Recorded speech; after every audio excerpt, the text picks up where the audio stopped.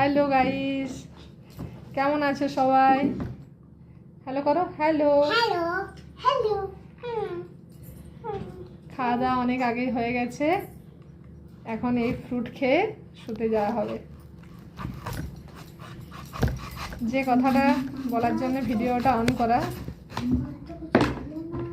সেটা হচ্ছে, ফ্রুট তো কম বেশি সকলেই পছন্দ করো।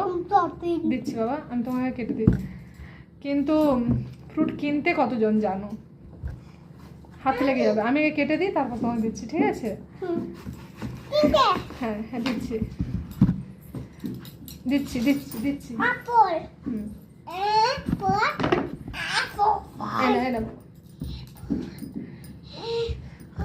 কেননা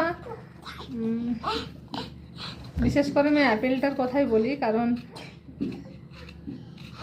অ্যাপেল যদি ঠিকঠাক যদি কিনতে না পারো, খেতে কিন্তু ভালো লাগে না। আমি যে অ্যাপেলটা কাটছি এটা খুব টাইট, টান টান, খেতে অসাধারণ সুন্দর। আর একটা অ্যাপেল আছে দেখায়, এই অ্যাপেলটা। এটা অ্যাপেলটা কাটার পরে একটা যেন সিদ্ধ করলে অ্যাপেলের মধ্যে কীরকম থাকে না, একটু সিদ্ধ সিদ্ধ মনে হয়, নরম টাইপের। এটা হচ্ছে সেটা। মানে যে ভালো অ্যাপেল কিনে সেটা হচ্ছে আমার হাজব্যান্ড, তারও ভুল হয়ে যায় মাঝে মধ্যে। এরপর সবসময় বোঝা যায় না। এমনিতে অ্যাপেল দেখে পুরো টাইট টাইটই আছে, কিন্তু এই যে একটু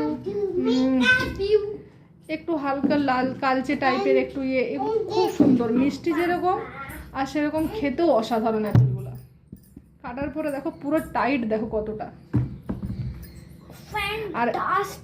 আর অ্যাপেল কেনার সময় অবশ্যই অ্যাপেলের টাইট দেখে নেবে, কতটা টাইট আছে। কারণ অ্যাপেল খেতে ওগুলো সত্যিই সুন্দর হয়। বাবা হয়ে গেছে, নিয়ে যাও।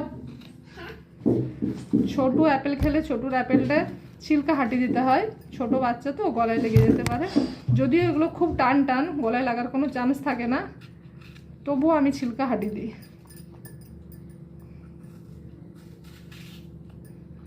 না না, আমার ছেলে অ্যাপেল খুবই ভালোবাসে, কিন্তু আমার মেয়েকে আমি এই একটা বাইটও খাওয়াতে পারবো না। এমনকি এই যে ছোট একটা অংশ নিয়েছি, এটাও আমি ওকে খাওয়াতে পারবো না। বাবা, দিদি কি পছন্দ করে বাবা? গুয়াভা। দিদি গুয়াভা পছন্দ করে, ছেলেও সেটা জানে। কারণ অ্যাপেল কাটলে ওর জন্য আমাকে অ্যাপেল কাটতে হয়, আর দিদির জন্য গুয়াভা কাটতে হয়।